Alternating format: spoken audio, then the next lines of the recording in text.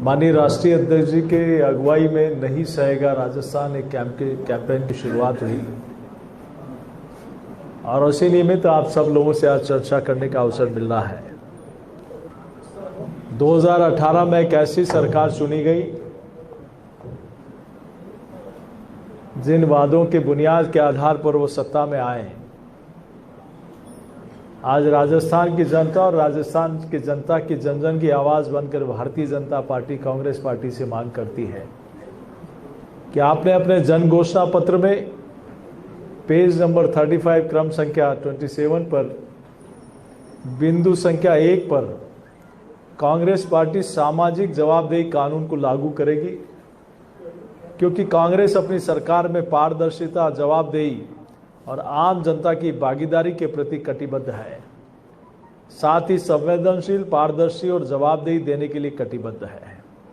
लेकिन 4.5 वर्षों में जिन्होंने अपने घोषणा पत्र में कहा कि हम राजस्थान की जनता के प्रति ये जवाबदेहिता हमारी रहेगी, कहीं 1% भी, चाहे कानून व्यवस्था हो, चाहे आम जन में भय व्याप्त हो रहा हो, जहां महिलाएं असुरक्षित हो, अपराधी बेखौफ अपराध कर रहे हों, ब्यूरोक्रेसी बेलगाम हो, जहां कानून व्यवस्था नाम की कोई चीज नहीं, शासन प्रशासन नाम की कोई चीज नहीं, लचर कानून व्यवस्था के कारण राजस्थान अपराध का गढ़ बनता जा रहा है, जहां एक शांति प्रिय प्रदेश है। मुख्यमंत्री जी अपने बेटे का वैभव उठाने में लगे हैं तो राजस्थान का वैभव गिर रहा है, इसकी उनको चिंता नहीं है। हम सब लोगों को ध्यान में आता है कि आज लगातार 3 दिन से आज तीसरी बड़ी घटना है। ओसिया विधानसभा के एक गांव में 4 लोगों को, जिसमें एक मासूम भी है, जिंदा जला दिया गया। किस प्रकार के, और स्वयं गृह मंत्री और मुख्यमंत्री जी के जिले में जब कानून व्यवस्था की स्थिति ये होगी तो पूरे प्रदेश की स्थिति क्या होगी, आप सब लोगों को ध्यान में आना चाहिए। घोषणा पत्र के पेज नंबर 35 क्रम संख्या 27 पे बिंदु संख्या 23-24 पे सांप्रदायिक वैमनस्यता एवं धार्मिक उन्माद फैलाने वाले असामाजिक तत्वों के विरुद्ध कठोर कार्रवाई। प्रदेश में सामाजिक समरसता, धार्मिक सौहार्द कायम रखने हेतु महती कार्य योजना बनाएंगे। ये कैसी कार्य योजना बनाएंगे, जहां एक तरफ पीएफआई जैसे आतंकवादी संगठन को कोटा में बड़ी रैली की अनुमति मिलती है, तो दूसरी तरफ रामनवमी और हिंदू नववर्ष मनाने वाले लोगों पर धारा 144 लगाई जाती है, प्रतिबंध लगाया जाता है। प्रभु श्री राम का नारे लगाने वाले के ऊपर एफआईआर लगाई जाती है। उदयपुर में भगवा पताका फहराने पर प्रतिबंध लगाया जाता है। ये कौन सा कानून और कैसी इनकी काम करने की दृष्टि है, ये इससे साफ दिखाई देती है। एक तरफ वो कन्हैया जो कहता है कि मुझे सुरक्षा दो, नहीं दी जाती।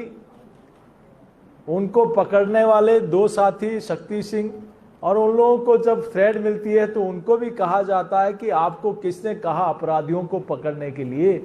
इस प्रकार का जवाब सत्ता और शासन में बैठे लोग देते हैं, तब लगता है कि कहीं कहीं सरकार की मंशा ठीक नहीं है। जो जवाबदेही आपने जनता के बीच में दर्शाई थी, उस पर आप फेल साबित हुए। आपने देखा होगा इनके घोषणा पत्र के पेज नंबर 3 पे क्रम संख्या 1 बिंदु संख्या 1 पर किसान की कर्ज माफी का वादा किया था, लेकिन आज 4.5 वर्ष में कर्ज माफी नहीं हुई। सैकड़ों हजारों किसानों की जमीन नीलाम होने की कगार पे है।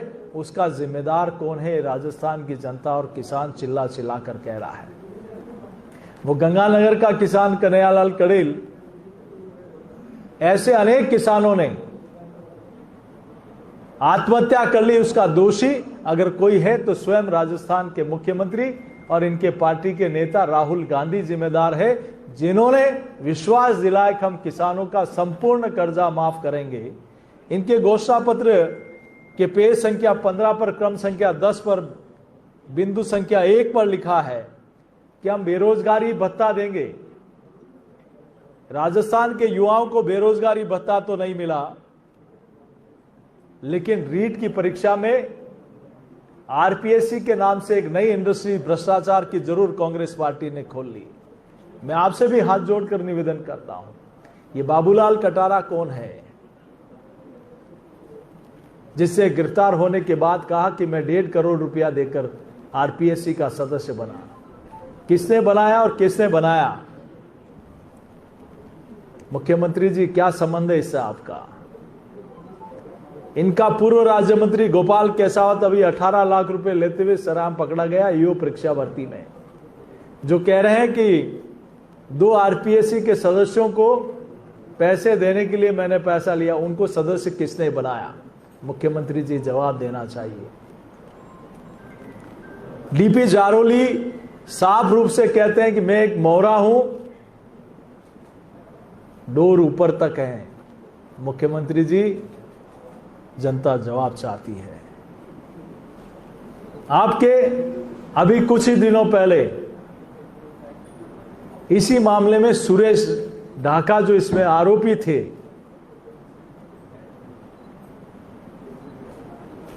किसने मिलवाया? सलमान खुर्शीद जी को। मुख्यमंत्री जी, आपके और सलमान खुर्शीद साहब के क्या नजदीकी रिश्ते हैं?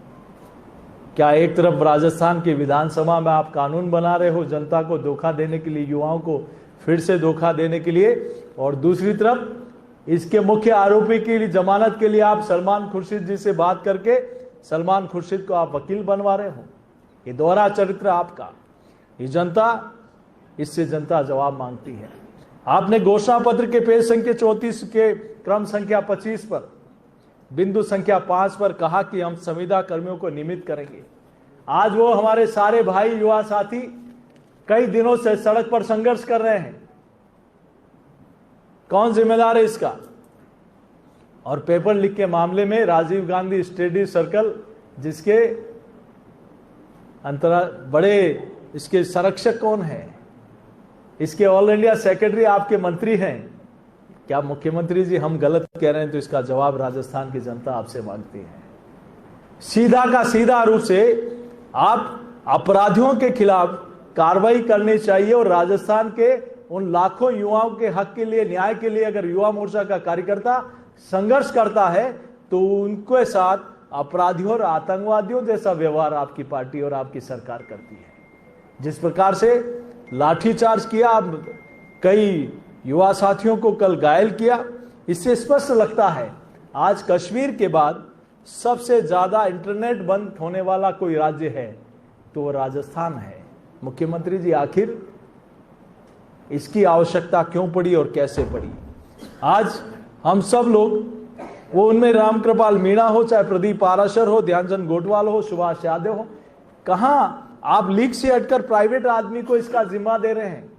ये क्यों दिया? किसने दिया? आपसे उसका क्या रिश्ता है? ये राजस्थान का युवा आज आपसे जवाब मांगता है। मैं आप सब लोगों के बीच में आज इस प्रकार के, चाहे लाइब्रेरियन परीक्षा 2018 की हो, चाहे जेएन सिविल डिग्री 2018 का एग्जाम हो, चाहे रीट लेवल 2 का 2021 का एग्जाम हो, चाहे कांस्टेबल भर्ती का एग्जाम हो, चाहे हमारा हाईकोर्ट एलडीसी भर्ती का हो, चाहे एएसआई की भर्ती का हो, मेडिकल ऑफिसर्स का हो, सीएचओ की भर्ती हो, वन रक्षक की भर्ती हो, चाहे बिजली विभाग टेक्निकल हेल्पर की भर्ती हो, चाहे सेकंड ग्रेड शिक्षक भर्ती हो, चाहे ईओ की भर्ती हो, किस प्रकार से आपने परीक्षा के मामलों में, पेपर लीक के मामलों में आपने प्रदेश में रिकॉर्ड बना दिया है। कानून व्यवस्था राजस्थान की कब बिगड़ती है? जब कहीं न कहीं अपराधियों से साठगांठ होता है, लचर कानून व्यवस्था होती है। कैसे हिंडोन के पास में एक बच्ची के साथ दुष्कर्म होता है, गोली मार दी जाती है, तेजाब डाल दिया जाता है और उसके बाद कुएं में डाल दिया जाता है। टोडा भीम में कौन है वो सरपंच जिसका जज्बा आपका विधायक जी आपका खास है, और उस बच्ची के मारने के बाद आप कहते हो कि ऐसे अफेयर के मामले में ऐसी सजा मिलनी चाहिए? आखिर दुष्कर्म के मामले में राजस्थान 1 नंबर पर क्यों पहुंच गया? जब आप प्रदेश का मुखिया स्वयं कहता हो कि 65% मामले फर्जी हैं, आपका खास मंत्री कहता हो कि राजस्थान मर्दों का प्रदेश है। शर्म आती है। यहाँ के प्रदेश ने तो महिला सुरक्षा के लिए अपने सर कलम करा दिए। इस प्रकार की सोच जब किसी सरकार के मुखिया की हो, तब कहीं न कहीं इस प्रकार के अपराधों को बढ़ावा मिलता है। मैं एसीबी के अभियोजन स्वीकृति में, एक बार आप अपराध के मामले में और भ्रष्टाचार के मामले में जीरो टॉलरेंस की बात करते हो, तो दूसरी तरफ आपने कितने लोगों पे केस बने और कितने मामलों में आपने अभियोजन की स्वीकृति दी। इससे आपका चेहरा साफ जनता के बीच में बेनकाब हो गया कि आपका दिखाने के लिए कुछ और है और बाकी बात कुछ और है। आपने सारे मामलों में, और जो अधिकारी किसी मामले में अपराध में पकड़ा गए उनको वापस उसी कुर्सी पर या उससे अच्छी जगह पर आपने तैनात कर दिया। इससे स्पष्ट है कि वो भ्रष्टाचार आपकी सरपरस्ती में हुआ है और उस भ्रष्टाचार में आप स्वयं लिप्त हैं। कौन है योजना डीओआईटी में जो अधिकारी लंबे समय से, आपका ये सारा, अभी भी नए अधिकारियों की पोस्टिंग होगी लेकिन वही अधिकारी आज फीडबैक लेता है, रिपोर्टिंग लेता है, वही अधिकारी सारे सिस्टम वहां करता है। तो आज सचिवालय में इतना करोड़ों रुपया मिलना, सोने का बिस्किट मिलना, इससे दर्शाता है। और वो मंत्रालय आपके पास है मुख्यमंत्री जी, इसका जवाब भी राजस्थान की जनता आपसे मांगती है। आज एससी एसटी के ऊपर अत्याचार हो, आज देश भर में 1 नंबर पर राजस्थान पहुंच गया है। कहां एक के बाद एक महिला के ऊपर, बच्ची के ऊपर, मासूम बच्चियां जो स्कूल में पढ़ने जा रही है उनके साथ अपराध हो जाता है। खाजूवाला में एफआईआर लॉन्च कराने के लिए भारतीय जनता पार्टी के लोगों को धरने पर बैठना पड़ता है, प्रदर्शन करना पड़ता है। भरतपुर की घटना हो, चाहे कहीं की भी घटना हो, कि आप उस मामले को दबाने के लिए, उस मामले को रफा दफा करने के लिए, पीड़ित परिवार को न्याय देने की बजाय उस पीड़ित परिवार को प्रताड़ित किया जाता है कि आप चुप बैठ जाइए, आपको इसमें मांग करने की आवश्यकता नहीं। कहीं न कहीं प्रशासन का दुरुपयोग करते हुए उसको और प्रताड़ना दी जाती है। ये कहां की संवेदनशीलता है मुख्यमंत्री जी? आज जिस प्रकार से राजस्थान में बेरोजगारी दर बढ़ रही है, आज पीएलएफएस के अनुसार 30% शहरी युवा राजस्थान में बेरोजगार। बेरोजगारी में राजस्थान 1 नंबर पर पहुंच गया है। पेपर लीक में राजस्थान 1 नंबर पर पहुंच गया है। सबसे महंगी बिजली में राजस्थान 1 नंबर पर पहुंच गया है। सबसे महंगा पेट्रोल राजस्थान में, सबसे महंगा डीजल राजस्थान में। तो ऐसे में साइबर क्राइम में राजस्थान 1 नंबर पर, दलित अत्याचार में राजस्थान 1 नंबर पर। लगता है कि राजस्थान में कानून व्यवस्था नाम की कोई चीज नहीं, और इसीलिए आज देश भर में भ्रष्टाचार के मामले होते तो हर 7वां मामला राजस्थान का आता है। मुख्यमंत्री जी के भाई अग्रसेन गहलोत जी के ऊपर घोटाले में संलिग्न है। इनके बेटे वैभव के ऊपर भ्रष्टाचार के और हेराफेरी के मामले। मुख्यमंत्री जी, जनता जवाब मांगती है कि आप कहीं न कहीं सारे मामलों में, इस सारे भ्रष्टाचार के मामलों में अली बाबा आप ही हैं और आप ही की सरपरस्ती में यह भ्रष्टाचार हो रहा है। राजस्थान की जनता आपसे जवाब मांगती है। विकास की दृष्टि में हम लोग देखें तो केंद्र सरकार की योजनाओं को अगर हटा लिया जाए तो राजस्थान की, प्रदेश की अलग योजनाएं क्या है? आपने राजस्थान को क्या दिया? सिवाय भ्रष्टाचार के, सिवाय दुष्कर्म के, लचर कानून व्यवस्था के आपने राजस्थान को कुछ नहीं दिया। केंद्र की योजनाओं को हटा लिया जाए तो कुछ नहीं राजस्थान में। गुजरात के मुकाबले राजस्थान में 16 गुना कम प्रत्यक्ष निवेश आता है। गुजरात के मुकाबले, हम पड़ोसी राज्य की तुलना कर लें तो राजस्थान में निर्यात गुजरात के मुकाबले 15 गुना कम है। कौन जिम्मेदार है इसका? हम लोग राजस्थान में प्रति व्यक्ति आय की वृद्धि दर में जिस प्रकार से गिरावट आई है, 40%, 40% की वृद्धि, और कांग्रेस के कार्य, जहां बीजेपी के राज में 40% की वृद्धि थी, जो आज 6% तक सीमित गई। आप देखिए कि 30% का वेरिएशन इन पिछले 4.5 वर्षों में।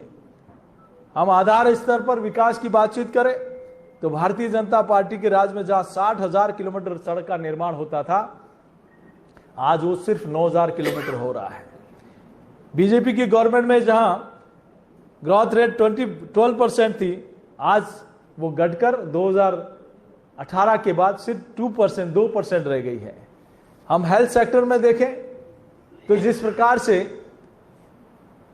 चूंकि नेशनल हेल्थ मिशन हो चाहे मेडिकल कॉलेज हो, ये केंद्र का पैसा आता है, लेकिन रिक्रूटमेंट करना स्टेट का काम है, वहां नीचे व्यवस्थाएं पहुंचाना स्टेट का काम है। उनमें भी आप फेल साबित हुए हैं और आज इसी कारण आज राजस्थान में डॉक्टर्स की कमी है। 1482 लोगों के लिए एक डॉक्टर है मात्र, जो देश का औसत है 834। जहां 38% डॉक्टर्स के स्पेशलिस्ट के डॉक्टर्स के पद खाली हैं, तो आज इसका जिम्मेदार कौन है? मैं राजस्थान की सरकार को जिस प्रकार से कानून व्यवस्था से लेकर डेवलपमेंट से लेकर युवा और किसान के प्रति जवाबदेहिता से लेकर नारी शक्ति के सुरक्षा को लेकर आज पूरा राजस्थान की सरकार से प्रश्न करता है कि जिस प्रकार से दुष्कर्म, दलित अत्याचार बढ़ा है, युवाओं के साथ धोखा हुआ है, किसानों के साथ वादा खिलाफी हुई है, नारी की सुरक्षा आप नहीं कर पा रहे, विकास राजस्थान का अवरुद्ध हो गया, तो हर मामले में राजस्थान की सरकार फेल साबित हुई। ये नहीं सहेगा कैंपेन आज जन जन तक नीचे पहुंचने वाला। और कल आप लोगों ने देखा है कि किस प्रकार का लाठीचार्ज हमारे युवा साथियों के ऊपर यहाँ की सरकार ने, इस सरकार की निर्देश पर हुआ है। ये कहीं न कहीं दर्शाता है कि आप जनता की आवाज को दबाना चाहते हैं, लेकिन वो ज्वालामुखी बनकर फटेगा। और आरपीएससी जैसी संस्था को निश्चित रूप से भारतीय जनता पार्टी जैसे लोगों ने घोटाला किया है उनको सजा तो मिलेगी, लेकिन भारतीय जनता पार्टी के शासन में आरपीएससी को भंग करके यूपीएससी की तर्ज पर एक अच्छी पारदर्शी व्यवस्था भारतीय जनता पार्टी की सरकार देने का भी काम करेगी। मैं आज इसी विषय पर आप सब लोगों से चर्चा करनी थी। बहुत धन्यवाद। धन्यवाद आदरणीय अध्यक्ष जी।